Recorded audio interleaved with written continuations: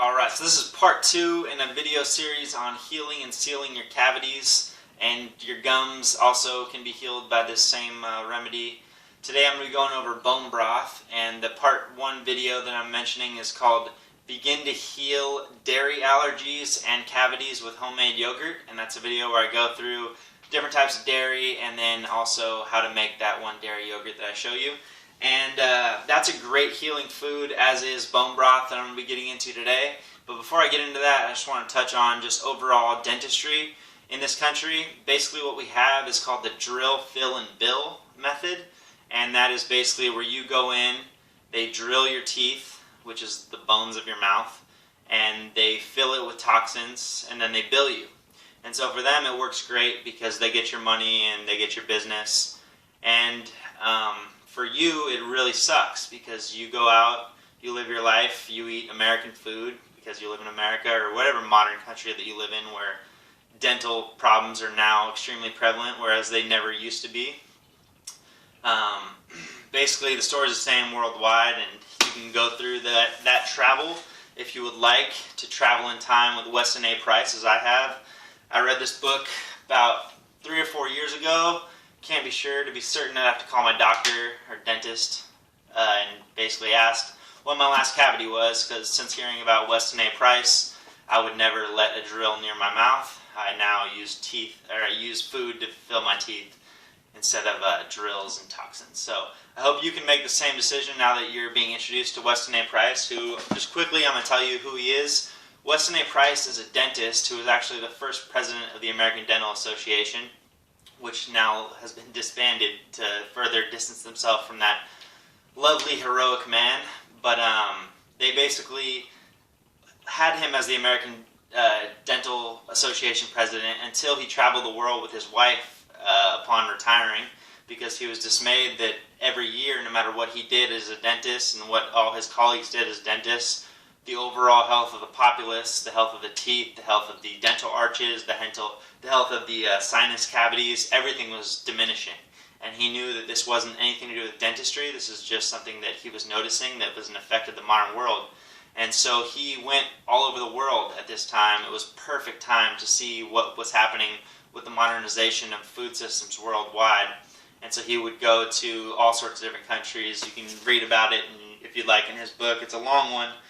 I will warn you, it's 500 pages, but it's incredibly informative and eye-opening. But he basically goes through everything with healing foods, talks about the cultures that got the modern food systems, like the bread of the white man and the sugar of the white man, and then what happens to their teeth, even though they have toothbrushes and floss and toothpaste, all the crap that we have now.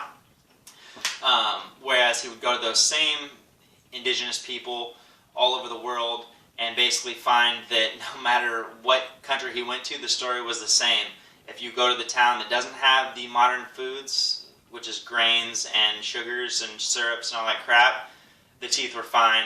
When you go to the places that do have that stuff, the teeth are bad. And so, you know, you can read through the whole book, or you can just take it from me that is what he found. It's up to you how much time you got and how much you like to read about this kind of stuff.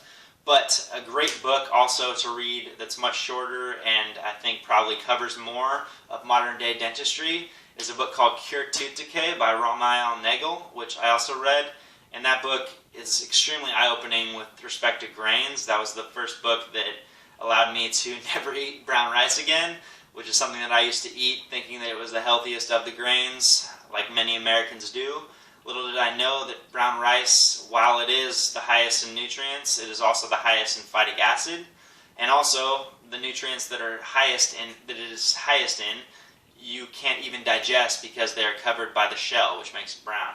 And so basically, brown rice can be a health food if you ferment it for a very long time. You can eat it, and you can get the minerals from it, and you can have very low phytic acid.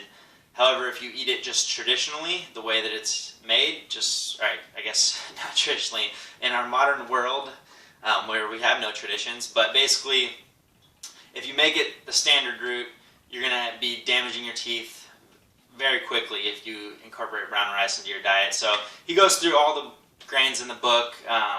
Cure Tooth Decay, I recommend you check that out.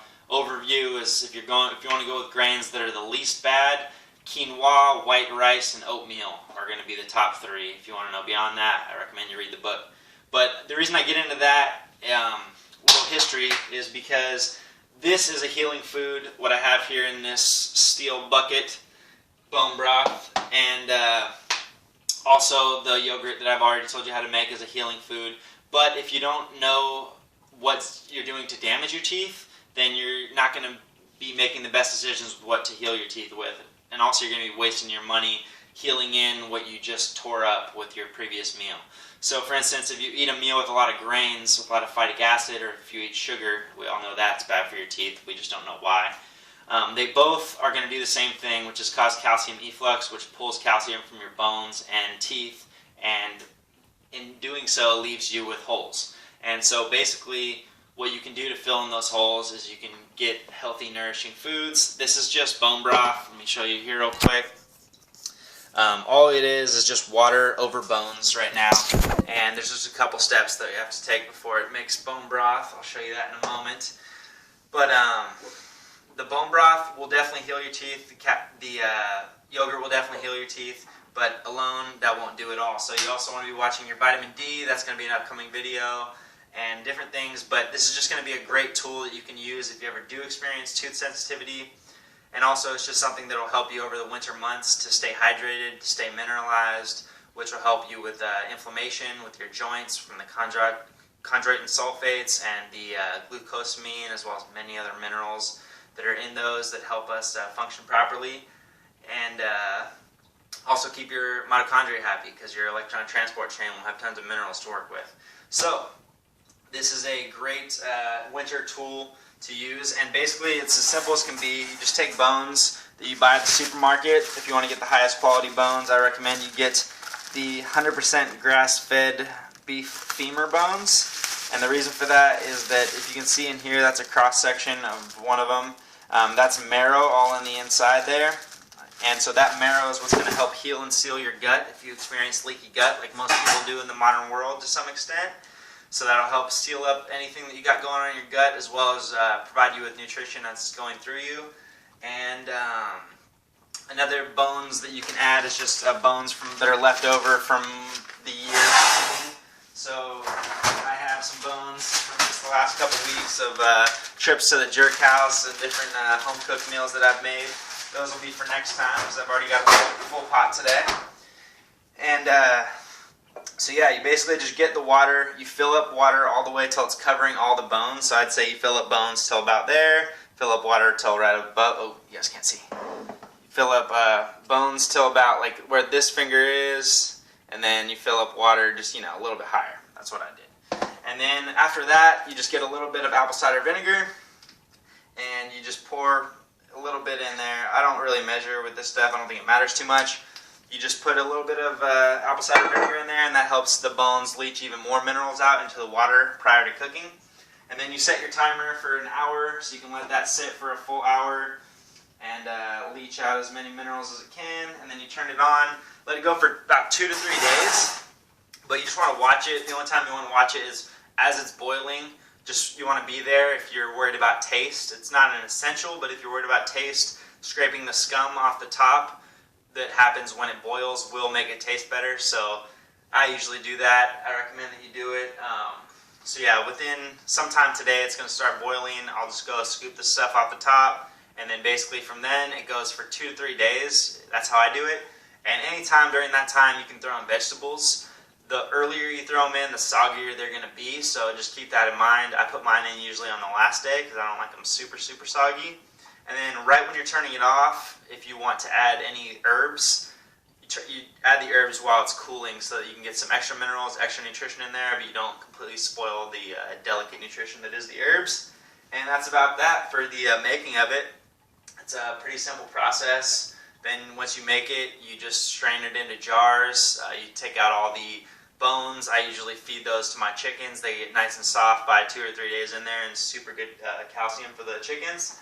And then all the vegetables and stuff, I usually give to the chickens too. Some people eat that stuff. You can pull all the soft tissues off the bones, save that to put in your stews and broths. Obviously knock out any of the marrow if there's any marrow stuck into those femur bones. and you got yourself a much more nutritious winter. So yeah, I haven't had any cavities since adding in healing yogurts and healing bone broths into my diet, as well as obviously the knowledge that comes with reading traditional food sciences. So yeah, basically lots of people are getting dealt with every day in this country by the drill, fill, and bill system, by nice dentists who mean well, who were taught a horrible script. And so this is just something that we can do as a nation to help empower one another. If you know about this information, share it with friends and family. If they're experiencing any teeth or gum issues, refer them to these books that I'm mentioning. Self-help needs to become the thing until we actually build a society that is out to help us. Because right now, all the people are doing is try to help us take our money, which isn't really helping us. It's just helping them. So help yourself, help one another, and spread the love.